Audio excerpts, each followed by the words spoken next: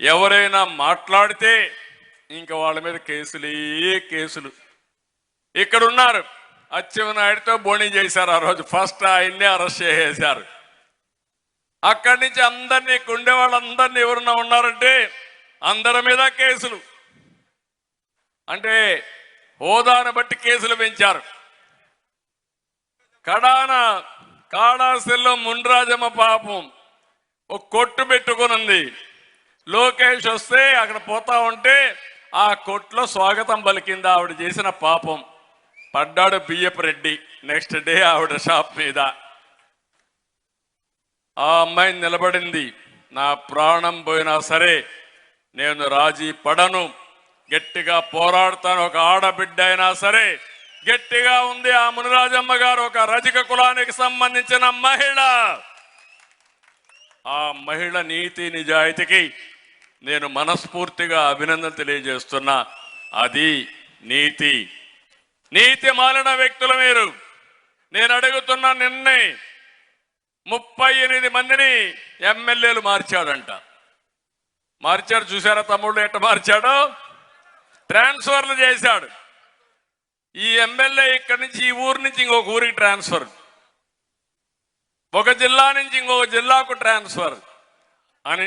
అంటే మన ఇంట్లో చెత్త ఇక్కడ ఉండకూడదు కానీ పక్కన ఇంట్లో వేసేయాల. ఇది ఎక్కడ న్యాయమో నాకైతే అర్థం కావడంలా. మంత్రుల్ని ట్రాన్స్ఫర్ చేసేశాడు. ఈరోజు 38 మందిలో 25 మంది ఎవరున్నారంటే బీసీలు, ఎస్సీలు, ఎస్టీలు, మైనారిటీస్. బియ్యపు రెడ్డి మార్చలేదే కాళాస్తిలో. నీ పెద్దిరెడ్డి మార్చవే, నీ ద్వారంపూడిని మార్చవే.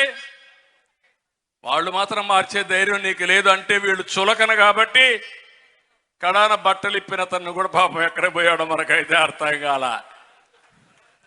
మళ్ళా సమర్థించుకునే పరిస్థితికి వచ్చారు. అంటే నేను ఎందుకంటున్నానంటే ఒక నాయకుడిని తయారు చేయడం చాలా కష్టం.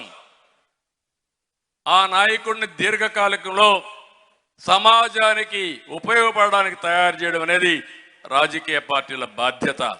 నేను గర్వపడుతున్నా, ఈ కొండే రామకృష్ణ గారు 42 ఏళ్ల నుంచి తెలుగుదేశం పార్టీలో పాలిట్ బ్యూరోలో ఉన్నారంటే అది తెలుగుదేశం పార్టీ ఇచ్చిన గౌరవం. ఇక్కడుండి అచ్చెన్నాయుడు గారి అన్న ఎర్రమనాయుడు గారు కేంద్రంలో మంత్రి పదవి ఇస్తే ఒకే కేబినెట్ మినిస్టర్ కింద ఎర్రమనాయుడు గారికి ఇచ్చామంటే అది తెలుగుదేశం పార్టీ చూపించిన చొరవ. వేదిక పైన ప్రతి ఒక్కరిని ఆలోచించండి. వారి యొక్క అనుభవాన్ని గుర్తు చేసుకుని ఎక్కడికక్కడ ఒక కృష్ణప్ప కావచ్చు, ఒక ప్రభాకర్ కావచ్చు, లేకపోతే రవీంద్ర కావచ్చు, పీతాని కానీ, కాలువ కానీ, పార్సార్థి కానీ, సత్యనారాయణమూర్తి, అందరిని మీరు చూడండి. ఎవరినైనా సరే మనం ఇవన్నీ చేస్తామంటే ఇప్పుడు వీళ్ళందరి పైన, అచ్చెన్న పైనకే అరెస్టు, కొల్లు రవీంద్ర ఎవడో చంపితే కొల్లు రవీంద్ర జైలుకు. ఏంటి అరాచకం? ఇంకోప కోన రవి, యనమల, అయ్యన్న, కళా వెంకట్రావు, బండారు పాపం ఆయన ఇంటికి రాత్రిలో పోతే వీరోచితంగా పోరాడాడు. పోరాడి కడాని ఎవరైతే తప్పుడు కేసులు పెట్టారో వాళ్ళ కోర్టు మెట్లెక్కిచ్చే పరిస్థితికి వచ్చాడు. శభాష్. ఆ విధంగా ప్రతి ఒక్క బీసీ తయారు కావాలి. అప్పుడే వీళ్ళు భయపడే పరిస్థితి వస్తుంది. అంటే ఈరోజు మనం చూస్తే కొన్ని వేల కేసులు పెట్టారు బీసీల మీద. 300 మందిని పొట్టన పెట్టుకున్నారు. 74 మందిని అతి దారుణంగా తెలుగుదేశం వాళ్ళని కూడా చంపేశారు.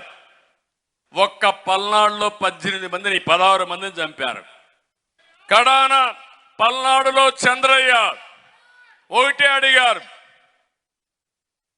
పట్టుకొని చంపే మునుపు నువ్వు ఒక్కసారి జగన్ జిందాబాద్ అను, నిన్ను వదిలేస్తావంటే నా ప్రాణం పోయినా సరే అన్నని. అప్పుడు కూడా చంద్రబాబు జిందాబాద్ అన్నాడు.